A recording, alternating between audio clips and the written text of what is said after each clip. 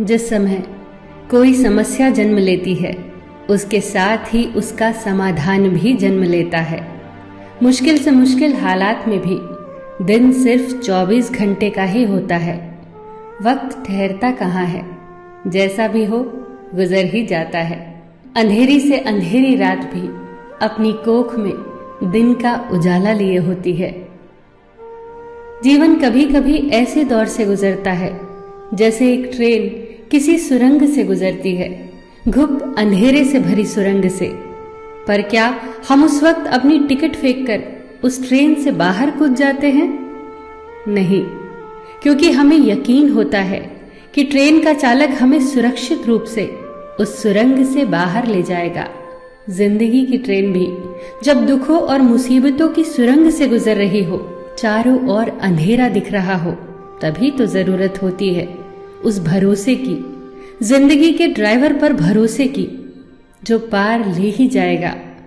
बस याद रखना कि कभी कभी सुरंग बहुत छोटी होती है और कभी कभी बहुत बड़ी, पर आखिरकार यह है तो एक सुरंग ही, जिसके दूसरी ओर उजाला ही उजाला है।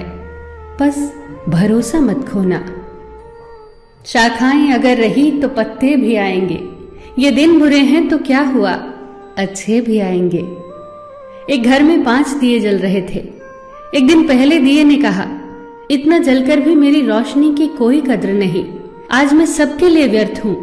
इससे तो बेहतर है कि मैं बुझ जाऊं। ये कहकर वो दिया बुझ गया। जानते हो वो दिया कौन था?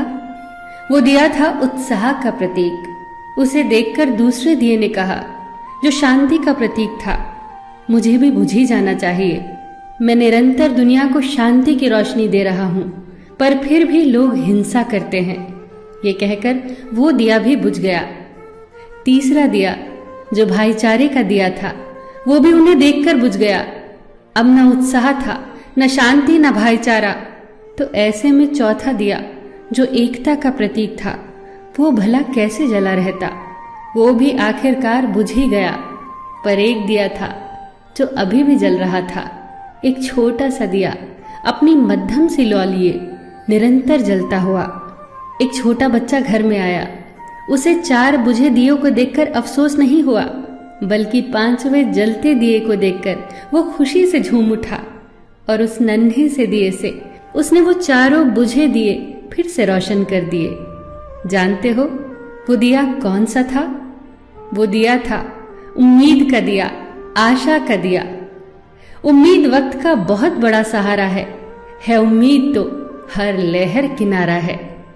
मुश्किल वक्त में अगर किसी चीज की बहुत जरूरत है तो वो है उम्मीद की, आशा की, सहयोग की, एक दूसरे के साथ मिलकर खड़े होने के एहसास की। बात उन दिनों की है जब द्वितीय विश्व युद्ध चल रहा था। जर्मनी के बम वर्षकों का खौफ सब तरफ था। लंदन में दूध की एक लंबी लाइन लगी थी। दूध बांट रहे व्यक्ति ने कहा, केवल एक ही बोतल बाकी है, बचे हुए लोग कल आए। आखिर में दूध की बोतल जिस व्यक्ति के हाथ आई, उसके ठीक पीछे एक महिला खड़ी थी, जिसकी गोद में एक छोटा सा बच्चा था। दूध न मिलने के कारण उसके चेहरे पर चिंता की लकीरें उभर आई। पर ये क्या, दूध बांटने वाले व्यक्ति ने दूध की बोतल उसके हाथों में दे दी। वो चौंकी।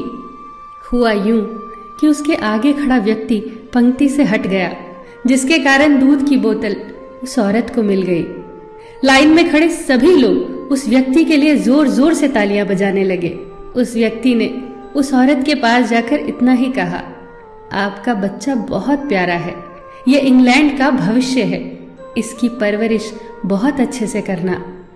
जब इस घटना की खबर war time prime minister Winston Churchill को लगी तो उनके चेहरे पर चमक आ गई। जर्मनी के जबरदस्त हमलों की विभीषिका से उत्पन्न चिंता से उभर कर वो बोले, अब हिटलर को संदेश भेज दो। ब्रिटेन की जीत को अब कोई नहीं रोक सकता, क्योंकि यहाँ के लोग देश पर मंडरा रहे भयंकर संकट के समय भी अपना निजी हित भूलकर देश के बारे में सोचते हैं। चर्चिल का यह विश्वास सत्य सिद्ध हुआ। ब्रिटेन विश्व युद्ध में विजेता बनकर उभरा। यह विश्वास आया कहां से? ये आत्मबल आया कहां से? आप ही सोचिए। बहुत फर्क पड़ता है हौसलों की उड़ान में, जब सब साथ हो एक दूसरे का सहयोग करते हुए। बहुत फर्क पड़ता है जब हम अपने हितों को छोड़कर सिर्फ देश के हितों के बारे में सोचते हैं।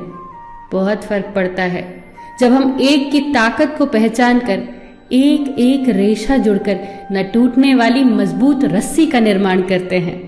बहुत फर्क पड़ता है हर छोटी से छोटी सकारात्मक चीज से, बहुत फर्क पड़ता है। फिर मिलेंगे दोस्तों अगली वीडियो के साथ। तब तक के लिए अपना ख्याल रखना और हमेशा मुस्कुराते रहना।